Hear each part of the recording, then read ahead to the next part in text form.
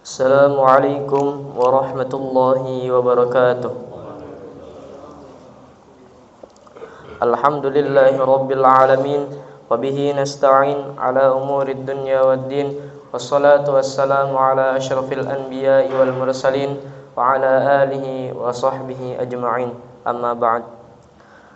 Jemaah salat subuh yang dimuliakan Allah Subhanahu wa taala, berdirinya kami di sini akan menyampaikan sebuah hadis dari Rasulullah sallallahu alaihi wasallam yang bertemakan ilmu yang diamalkan.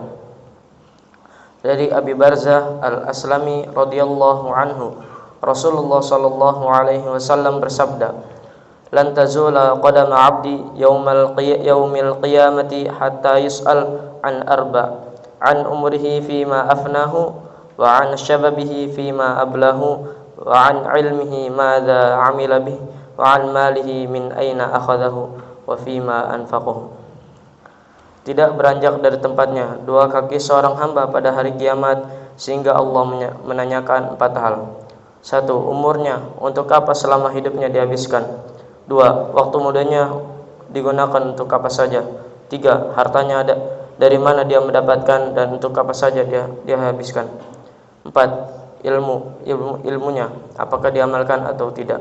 Hadis riwayat At-Tirmidzi nomor 2417. Isi kandungan hadis.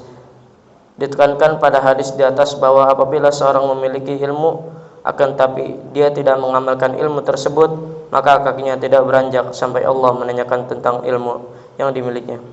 Sebab apabila dia berilmu tetapi tidak mengamalkannya, maka orang tersebut belum pantas disebut sebagai orang yang berilmu. Sesungguhnya kecuali dia sudah beramal dengan ilmunya. Pepatah Arab mengatakan, ilmu yang tidak diamalkan bagaikan pohon yang tidak berbuah. Syekh Muhammad bin Shalih Al-Utsaimin rahimahullah menyebutkan, salah satu adab yang harus dimiliki oleh penuntut ilmu adalah mengamalkan ilmu yang dimilikinya. Seyogianya seorang penuntut ilmu beramal dengan ilmunya, baik yang terkait dengan masalah akidah, akhlak, adab maupun muamalah. Karena sesungguhnya inilah buah ilmu dan hasil yang bisa dipetik darinya. Apabila kita usai menuntut ilmu, maka langkah selanjutnya yang mesti dilewati adalah mengamalkan ilmu tersebut dalam kehidupan sehari-hari. Sebaiknya kita juga membagi ilmu yang telah kita miliki agar kelak bisa menjadi amal jariyah yang pahalanya terus mengalir hingga waktu akhir. Syekh Abdurrahman bin Qasim An-Najdi rahimahullah mengatakan, amal adalah buah dari ilmu. Ilmu itu dicari demi mencapai sesuatu yang lain. Fungsi ilmu ibarat sebatang pohon, sedangkan amalan seperti buahnya. Maka setelah mengetahui ajaran agama Islam, seseorang harus menyertainya dengan amalannya. Sebab orang yang berilmu akan tapi tidak beramal dengannya lebih jelek keadaannya daripada orang yang bodoh. Rasulullah Shallallahu Alaihi Wasallam berdoa agar terhindar dari 4 hal. Salah satunya adalah terhindar dari ilmu yang tidak bermanfaat. Allahumma inni a'udzubika min ilmin la yanfa' wa min qalbin la yakhsha' wa min nafsin la tasba' wa min da'watin la yustajabu laha. Ya Allah, aku meminta perlindungan kepadamu dari ilmu yang tidak bermanfaat, dari hati yang tidak khusyuk, dan dari jiwa yang tidak pernah merasa puas, dan dari doa yang tidak dikabulkan. Hadis riwayat Muslim nomor 2722. Ayat Al-Quran yang berkaitan dengan hadis. Allah Subhanahu wa taala berfirman, mengapa kamu menyuruh orang lain mengerjakan kebajikan sedangkan kamu melupakan dirimu sendiri, padahal kamu membaca kitab Taurat? Tidakkah kamu mengerti?